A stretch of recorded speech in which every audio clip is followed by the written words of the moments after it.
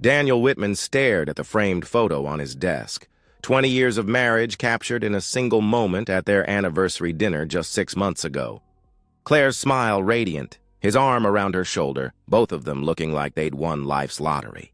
The bitter irony wasn't lost on him now, knowing what he knew, carrying the weight of truths that would destroy everything in that photograph.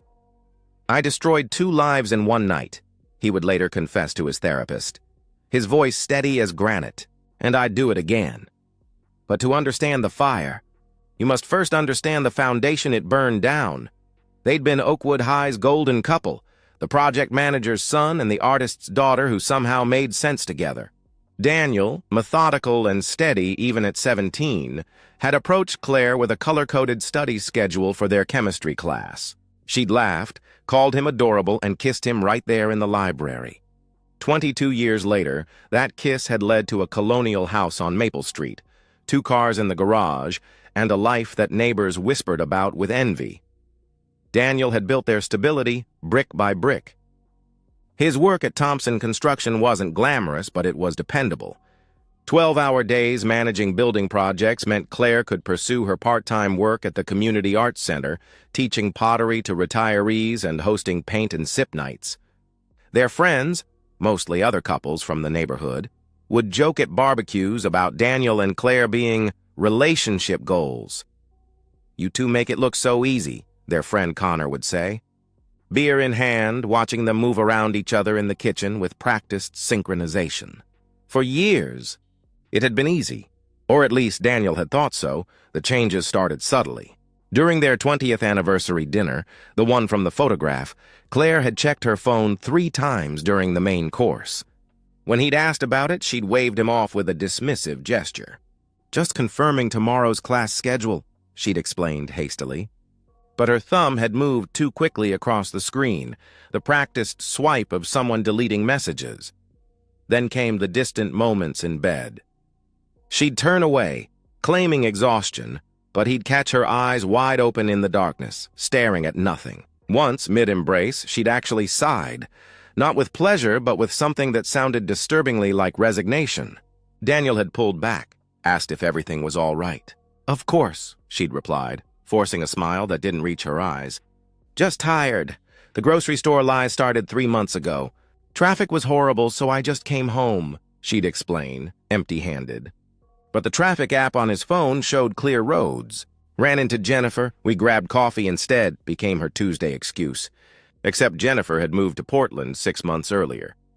Daniel found himself doing something he'd sworn he'd never do, checking their joint credit card statements. No unusual purchases. Her car's mileage, however, told a different story. Extra miles that didn't align with her stated destinations. 20 here, 30 there. Where was she going? He'd sit in his office at Thompson Construction, staring at blueprints but seeing patterns in Claire's behavior instead. The new password on her phone. The way she'd started doing her own laundry, insisting his work clothes would contaminate her delicates. The Thursday evening yoga classes that had mysteriously shifted to private sessions he was discouraged from attending. "You're being paranoid," he'd tell himself. But his gut, the same instinct that had saved him from bad contractors and shifty suppliers, screamed otherwise. The breaking point came on an ordinary Tuesday. He'd left work early with a migraine, hoping to rest in their quiet house. As he pulled into the driveway, he heard it, the sharp crack of the back door closing. Inside, he found Claire in the kitchen, slightly breathless, hair mussed despite her claim of just cleaning. "In your work clothes?" he'd asked, noting her silk blouse. "I was about to change," she'd responded defensively, her voice carrying an edge. The house was spotless. The only evidence of any activity was a single coffee mug in the sink, still warm. Claire hadn't drunk coffee past noon in their entire marriage. She claimed it kept her awake. That night, as she showered, immediately upon his arrival home, he noted, Daniel stood in their bedroom, feeling like a stranger in his own life. Her phone buzzed on the nightstand. Before he could stop himself, he glanced at the screen. The message preview showed only, "That was too close. We need to be more." The rest was cut off. When Claire emerged from the bathroom, she snatched the phone, claiming it was about a surprise party for her mom. Her mother's birthday was 8 months away. Daniel lay awake that night, Claire sleeping peacefully beside him, and made a decision. He wouldn't confront her without proof. 2 decades of marriage had earned that much.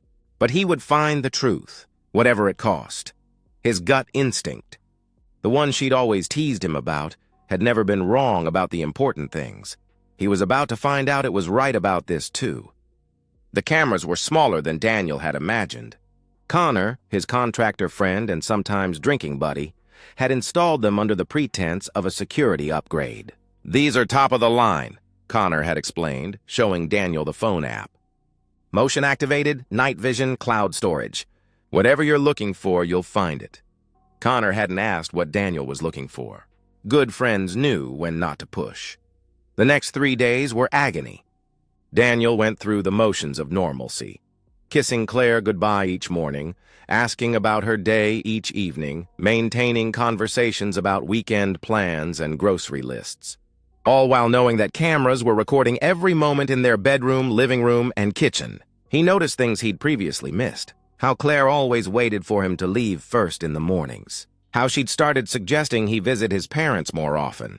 How she'd become oddly insistent about his upcoming business trip to Chicago. "You should extend it," she'd suggested over dinner Wednesday night. "Make it a long weekend. You deserve a break." Since when did Claire encourage him to be away longer? Thursday afternoon, Daniel sat in his locked office at Thompson Construction, laptop open to the security app. His hands shook as he clicked on the first motion alert from Tuesday, the day he'd come home early. The timestamp read 2:47 p.m. The figure that entered his house wasn't a stranger, wasn't a colleague from the arts center, wasn't some young lover Claire had met online. It was his father, Robert Whitman, 63 years old, retired bank manager, grandfather to Daniel's sister's kids, the man who'd taught Daniel to throw a baseball and shake hands firmly and look people in the eye when speaking. He walked into Daniel's house using the spare key Daniel had given him for emergencies. He moved through the rooms like he owned them, comfortable and familiar. He went to the kitchen, poured himself water from the pitcher Claire always kept in the fridge, then headed to the master bedroom. Daniel's stomach churned. His mind raced for innocent explanations. Maybe Dad was checking on something. Maybe Claire had asked him to. Claire appeared in the frame. She practically ran to Robert, throwing her arms around his neck, kissing him with a passion Daniel hadn't seen from her in years. His father's hands moved over his wife's body with practiced familiarity. They were laughing about something, Claire's head thrown back, his father nuzzling her neck. Daniel ran to the bathroom and vomited. When he returned to his desk, he forced himself to continue watching. They moved to the bedroom, his bed, the place where he and Claire had planned their future. The casual intimacy between them was worse than the sex itself. The way his father knew exactly how Claire liked her hair touched. The pet names, sweetheart from his father, baby from Claire. The easy conversation afterward, discussing their days like any couple would. "Daniel wants me to go to Chicago with him next month," Claire mentioned in the recording. "Make an excuse," his father replied immediately. "I'm running out of excuses." "Rob," she responded with frustration, "just a little longer. After your birthday party, we can start making real plans," he assured her. Daniel watched 2 weeks of footage. His father visited every Tuesday and Thursday, the exact days Daniel always worked late on the Riverside Development Project. They had a routine. Robert would arrive at 2:30, leave by 5. They'd shower together afterward, erasing the evidence. Claire would start dinner, acting the perfect wife, when Daniel arrived home at 6 Ast. In one recording, they discussed him explicitly. "He's so trusting," Claire laughed. "Sometimes I feel bad." "Don't," Robert responded firmly. "He's had 20 years. It's my turn now." "Your own son, though," she said with a hint of uncertainty. "He'll be fine. He's always been resilient. Besides, he's married to his work more than you," his father justified. Daniel paused the video. His father had just justified his son's wife by claiming Daniel worked too much. The same work ethic his father had drilled into him since childhood. The most damaging recording came from the previous Tuesday. They were lying in bed, Claire's head on his father's chest, a position she'd claimed was uncomfortable when Daniel had tried it. "After my birthday party, I want to file," Claire stated decisively. "Are you sure?" Robert asked. "The prenup has an adultery clause, but only if proven." If we're careful, I can claim emotional neglect. Half of everything, plus alimony, she explained. I've already talked to my lawyer friend, Robert revealed, quietly. We can make it seem like Daniel's work obsession drove you away. My divorce from Patricia is almost final anyway. Patricia, his mother. They were planning to destroy both marriages, both families, and walk away together. Daniel closed the laptop and sat in the darkness of his office. The fury he expected didn't come. Instead, a cold clarity settled over him. They wanted to wait until after Claire's 40th birthday party, a party where both families would gather, where his mother would probably give a touching speech about marriage, where his father would toast to family values. He picked up his phone and scrolled through his contacts until he found Jennifer Walsh, the divorce attorney who'd helped Connor during his ugly split. Her reputation was ruthless efficiency. Jennifer, it's Daniel Whitman. I need your help destroying two people who thought they could destroy me first, he said when she answered. How soon can you get me evidence? She asked. All business. I have video. Hours of it, he replied. Then let's bury them, she responded with satisfaction. Jennifer Walsh's office smelled of leather and coffee, with an underlying scent of destruction that seemed to seep from the case files stacked on every surface. She watched the first video for 30 seconds before stopping it. I've seen enough, she declared, sliding the prenup across her mahogany desk. This adultery clause is bulletproof. She gets nothing except what she brought into the marriage. Which was? Daniel asked. According to these records, about $3,000 and a used Honda Civic you sold 15 years ago, she answered after checking her notes. Daniel felt no satisfaction, only cold determination. What about the birthday party? He inquired. Jennifer leaned back, a sharp smile crossing her face. You want public destruction? She observed. I want the truth exposed, he corrected. Same thing, in my experience, she noted, pulling out a legal pad. Here's what we do. Document everything. Every lie, every text, every financial transaction. Build an airtight case before you make your move. Courts love evidence, but juries love stories. You're going to give them both. For 3 weeks, Daniel became a method actor in his own life. He kissed Claire goodbye each morning, tasting betrayal on her lips. He had dinner with his parents on Sundays, his father carving the roast while dispensing advice about keeping the romance alive in marriage. The hypocrisy should have been suffocating, but Daniel found strength in his secret knowledge. He installed additional cameras. Tiny, undetectable things Connor acquired through channels Daniel didn't ask about. Audio recorders in the guest room where Claire and Robert sometimes retreated. GPS trackers on both their cars. Every text Claire sent, backed up to a cloud server through the family phone plan she'd forgotten, gave him administrative access. The evidence was overwhelming and nauseating. Texts planning their rendezvous, Robert typed, "He suspects nothing?" Claire responded, "Please. Daniel wouldn't notice if I f***ed you on his desk." Robert replied, "Don't tempt me." Photos Claire sent to his father, intimate, explicit things Daniel had begged for during their marriage but been denied.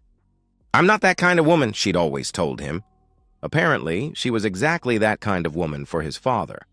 Financial records showed his father had been paying for Claire's art supplies, which turned out to be lingerie, hotel rooms on the rare occasions they went off-site, and a savings account in her name only. She'd squirreled away nearly $30,000 over 2 years, all from Robert's retirement account. The birthday party planning became Daniel's cover. Claire wanted it perfect. Catered dinner for 50, a live band, professional photography. She gave him complete control over the surprise elements, including a video tribute she specifically requested. "I want everyone to see how wonderful our life has been," she told him enthusiastically, not noticing Daniel's knuckles whiten as he gripped his coffee mug. "They'll definitely see everything," he replied carefully. He hired a professional video editor, paying cash, having him sign an NDA. Together, they crafted 2 presentations. The first, a beautiful montage of 20 years, wedding photos, vacations, holidays, all set to Claire's favorite song. The second, spliced seamlessly after the family moments, contained the surveillance footage. Claire and Robert in bed, their conversations about the divorce, the financial transfers, the texts, everything. 3 days before the party, Daniel made his final recording. He'd hidden a high-definition camera in the bedroom lamp, positioned perfectly.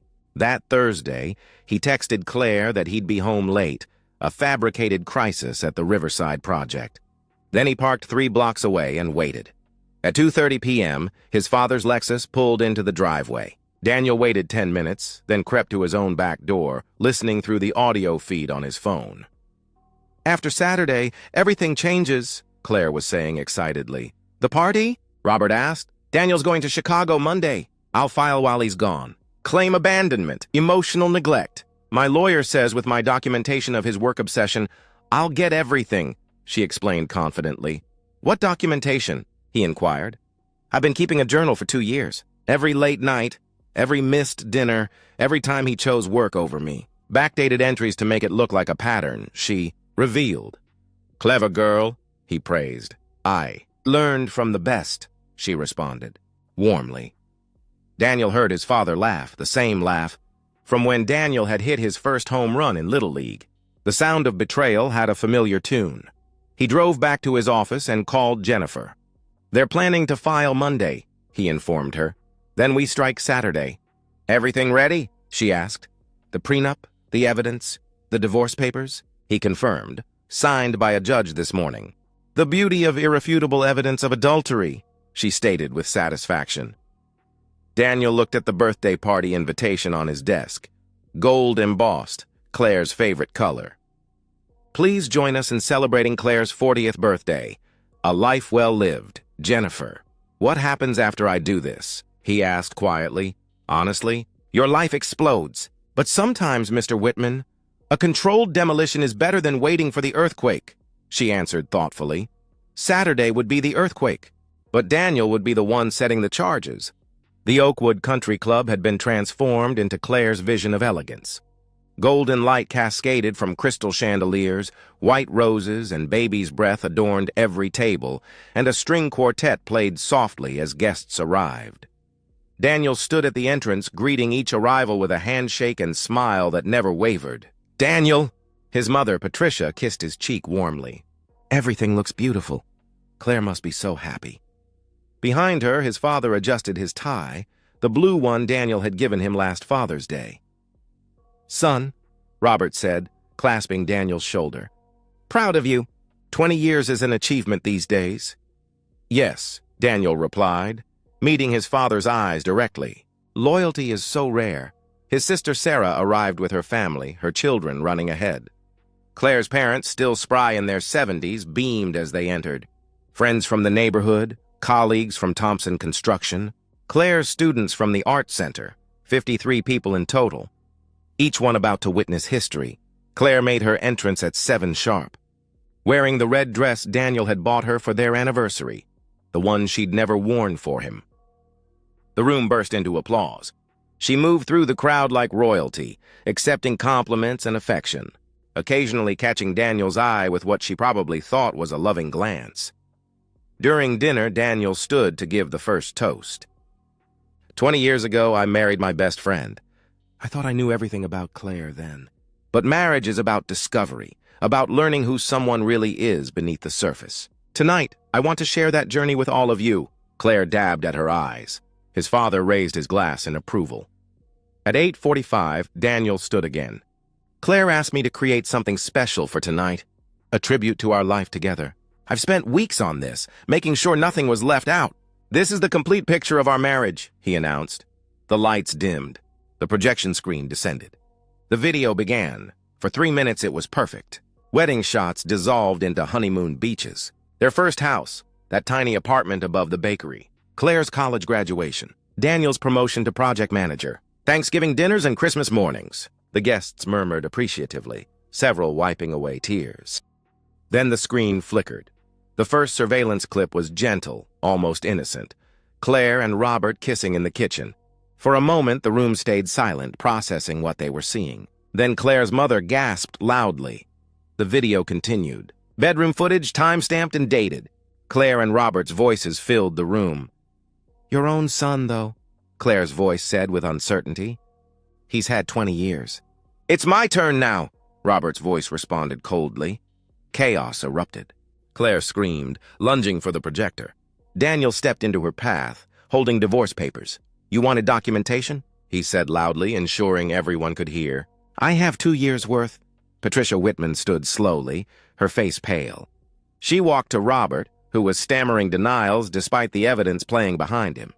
In our son's bed? She asked quietly. Then she slapped him with enough force to echo through the room. Claire's father had to be restrained by 2 of Daniel's construction crew from attacking Robert. Claire's mother sat frozen, watching her daughter sob and plead on the screen as the surveillance footage showed her planning to take Daniel's money. Turn it off, Claire begged desperately, mascara streaming down her face. Please, Daniel, turn it off. Why? This is our life.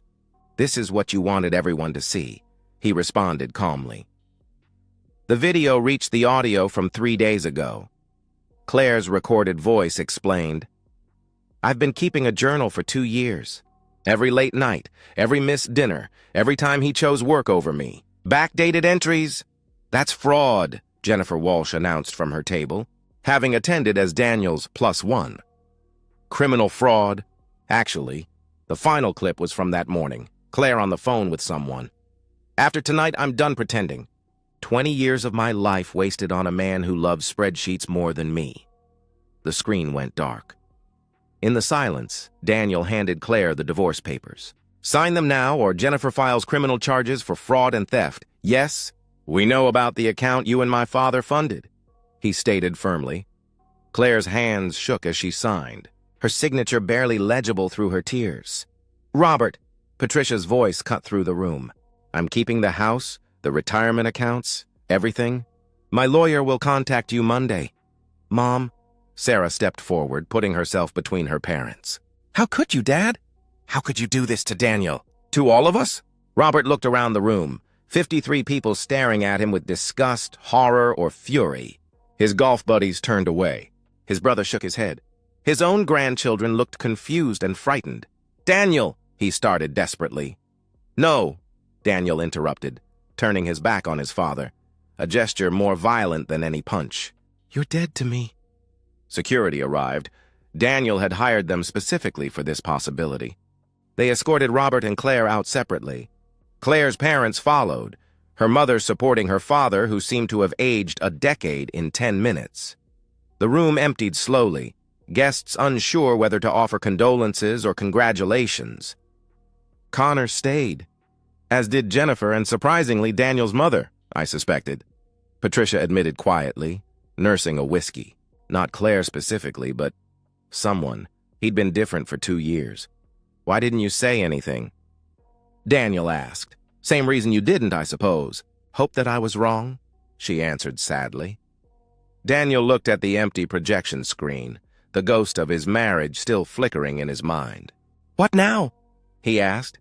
Now, Jennifer said decisively, you're free. The house is yours, the assets are yours, and they can never come back. But freedom, Daniel would learn, had its own weight. 6 months later, Daniel stood in what had been his father's study, now converted into a home gym. The house felt different, not empty, but purposeful. Every room had been reclaimed, repainted, refurnished. The bed burned in the backyard the day after the party, replaced with one no ghost could haunt. Claire had vanished to Oregon, living with a cousin who'd taken pity. The last Daniel heard through the legal channels, she was working at a grocery store, her art center connections severed after the video went viral in their small town. Someone had filmed the party revelation on their phone, posting it online before Daniel's lawyer could issue takedown notices. The damage was done. His father lived in a studio apartment 40 miles away. He'd sent letters, dozens of them, all returned unopened. He'd appeared at Daniel's door once, 3 months after the party. Daniel had called the police, filing a restraining order. Robert Whitman was a stranger who happened to share DNA. Patricia had thrived in her unexpected freedom. She'd taken up traveling, sold the family home, bought a condo downtown. I should have done this years ago, she told Daniel over coffee. I was so busy playing the perfect wife, I forgot to live. Sarah still struggled with the fracture. Her children asked why Grandpa couldn't come to Christmas. She'd chosen Daniel's side, but mourned the father she'd thought she had. It's like he died, she confided to Daniel. Except worse because he chose this. Daniel's phone buzzed, a text from Jennifer. Judge signed off on the final settlement. Claire gets nothing. Your father's attempt to contest his mother's divorce settlement also failed. Complete victory, victory. Daniel set down the phone and looked at the framed photo on his new desk. Not of Claire, but of himself on a mountain trail he'd hiked last month. Alone, but not lonely. Broken, but not beaten. His therapist had asked him last week if he regretted the public revelation. I regret that it was necessary, he'd answered thoughtfully. But they made their choices in my bed, in my house, with my trust as collateral. They planned to destroy me quietly, privately, letting me take the blame. So no, I don't regret letting everyone see who they really were. And if you could do it again? The therapist had pressed. I'd do exactly the same thing, he'd responded without hesitation. The therapist had nodded, making notes. Anger can be a kind of clarity, she'd observed. It's not anger anymore, Daniel had corrected. It's truth. They showed me who they were. I just made sure everyone else saw it too. Now, standing in his reclaimed space, Daniel understood the real aftermath of revenge. It wasn't satisfaction or regret, it was silence. The quiet after an explosion, when the dust settles and you realize you're still standing. His phone rang. Connor calling. Poker night at my place. You in? Connor asked when Daniel answered. Yeah, Daniel said, grabbing his keys. I'm in. Life continued. Different. Scarred. But his own. As he locked the door behind him, Daniel thought about Claire and his father. Probably somewhere plotting their next moves, blaming everyone but themselves. He'd burned their betrayal to the ground in front of everyone they knew. They'd lost everything. Reputation, family, financial security. But Daniel had lost things too. A father, a wife, the illusion of the life he'd built. The difference was, he'd chosen his losses, controlled his demolition. And from those ashes, he was building something new, something honest. His phone buzzed again. A text from a number he didn't recognize. I'm Claire's cousin in Oregon. She wanted me to tell you she's sorry, the message read. Daniel deleted the message without responding. Sorry was just another word for too late. He drove toward Connor's house, the setting sun painting the sky the color of endings and beginnings. In his rearview mirror, the house on Maple Street grew smaller, but never disappeared completely.